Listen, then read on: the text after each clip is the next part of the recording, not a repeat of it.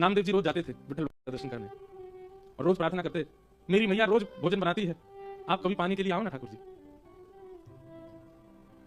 रोज नामदेव जी की प्रार्थना सुनकर ठाकुर जी बोले, हे नामा, तो रोज कहता मेरे घर आओ प्रसाद पानी, आओ प्रसाद पानी, यहां दर्शन कौन देगा अगर मैं तेरे घर चला गया तो? नामदेव जी बोले, आप परमात्मा हो, आप चाहो तो 1000 रूप धारण कर लो, एक रूप से यहां कर लो, एक रूप से। भगवान बोले, वो तब करता हूं मैं जब भक्त की आस्था मेरे प्रति इस भावना से होगी भगवान है, पर तेरा भाव तो मेरे प्रति प्रेम का है ना, और प्रेम में मैं एक से अनेक नहीं होता, मैं एक ही रहता हूं।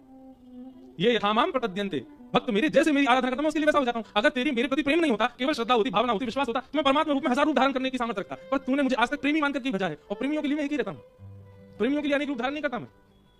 ब्रजवासियों ने मुझसे प्रेम किया, मैं चाहता तो एक रूप से मथुरा में रहूं, एक रूप से द्वारिका लीला करूं, एक रूप से ब्रज में रहूं, पर उन्होंने मुझसे प्रेम किया, इसलिए मैं एक ही रूप में था, इसलिए मथुरा भी गया और द्वारिका भी गया, उनको ग्रह आकर करके गया। मेरे लिए तो सर्व सामर्थ्य है कि मैं ब्रज में रह लेता एक रूप से, पर क्योंकि उन्होंने प्रेम किया, प्रेम में मैं एक ही रहता हूं, अनेक नहीं होता। अब तू कहता है रोज मेरे घर प्रसाद पाने, यहां दर्शन कौन देगा फिर? नामदेव जी बोले, एक बात तो स्पष्ट हो गई आज, क्या? कि मैं आपसे प्रेम करता हूं, ये तो मुझे लगता था, पर आज ये स्पष्ट हुआ कि आप भी मुझसे प्रेम करते हैं, इसीलिए आप अनेक रूप धारण नहीं कर रहे। नामदेव जी तो नृत्य करने लगे वहीं पर ही। अगर आप प्रेम नहीं करते होते तो आप 2 रूप धारण करते, अनेक रूप धारण करते, पर आपका भाव प्रेम का है, तो नाथ कृपा करो। नामदेव जी बोले, भगवान बोले, नामा सुन, तू रोज आके कहता मेरे घर आओ, मेरे घर आओ, प्रसाद पाने आओ, एक काम हो सकता है, बोले क्या? तू मेरी जगह खड़ा हो जा तो मैं जाऊं प्रसाद पाने। नामदेव जी बोले, ये कैसे संभव है? बोले, तू आना, मैं श्रृंगार करूंगा तेरा, बिल्कुल पंडितनाथ बना दूंगा, फिर मैं जाऊंगा तेरे घर प्रसाद पाने। नामदेव जी बोले, कोई बात नहीं, मैं वंचित रहूंगा, मेरी मां तो प्रसन्न हो जाएगी। नामदेव जी पंडितनाथ भगवान की जगह खड़े हो गए, भगवान सामने खड़े होता, ऐसे खड़े हो, नामदेव जी ऐसे खड़े हो गए, नेत्र बंद कर लो, बोले कर लिए। ठाकुर जी ने स्पर्श करके बिल्कुल शाम वर्ण के जैसे ठाकुर जी वैसे बना दिया। अब ठाकुर जी बोले, अब तुम पंडितनाथ हो गए हो?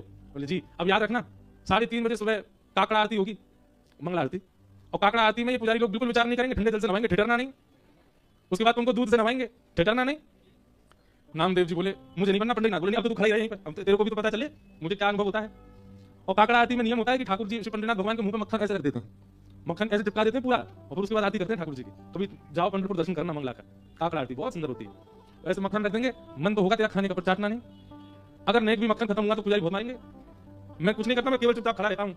उसके बाद तुम्हारा श्रृंगार होगा, और श्रृंगार के बाद फिर द्वार खोल दिए जाएंगे, सब भक्त आके चरणों में प्रणाम करेंगे, सब भक्त आकर तुम्हारे चरणों में प्रणाम करेंगे, और कुछ भी मांगे देना नहीं। सुन लेना, विधि का विधान, कर्म का विधान सब उनको योग्यता दे देगा, तुम सब पर दया करके कुछ भी मत दे देना, नहीं तो लोग कुछ भी मांग लेंगे। अब खड़े रहो, मैं जा रहा हूँ। और अर्धरात्रि में श्री पंडितनाथ भगवान नामदेव जी के घर गए, द्वार जाकर के खोलो। जैसे ही द्वार खोला, माने कहते हैं ईंट को, ईंट के ऊपर ठाकुर जी ऐसे कमर पर हाथ धर के खड़े, कानों में मत्स्याकृत मतलब मत्स्य माने मछली के आकार की कुंडल पहन रखे हैं, सुंदर ठाकुर जी का वपु पीतांबरी पहन करके कुंडली की प्रतीक्षा के लिए श्री ठाकुर जी खड़े, कस्तूरी की सुगंध आती रहती है ठाकुर जी के श्रीअंग से। जैसे ही द्वार पर पंडितनाथ भगवान को देखा, नामदेव जी की माता जी तो आनंदित हो गई, चरणों में गिर पड़ी। ठाकुर जी बोले, मैया जल्दी पवाओ, भूख लगी मुझे। ये पुजारी लोग एक ही चीज खवा, पूरन पोली खवाते रहते हैं मुझको रोज, मेरा मन भर गया, कुछ और पवाओ। नामदेव जी की माता जी ने सुंदर प्रसाद, नामा कहाँ चला गया, अभी तक आया नहीं, इतनी देर का गया है। ठाकुर जी बोले, अभी अभी मिलवाने ले चलूंगा नामदेव से, उससे पहले प्रसाद पा लो। जी ने प्रसाद पाया, प्रसाद पाकर के महाराज मैया से बोले, कारी सौल लेके आओ, एक कारी कमली लेके आओ। मैया बोली, क्यों? बोले, कोई पहचान जाएगा मुझे, धक्के चलूंगा। और एक कारी सौल ठाकुर जी ने ऐसे सिर के ऊपर से और ऐसे करके ओढ़ी, केवल नेत्र दिख रहे हैं, बाकी पूरे ठाकुर जी ढक गए। और मैया से बोले, चलो मेरे संग। कहाँ?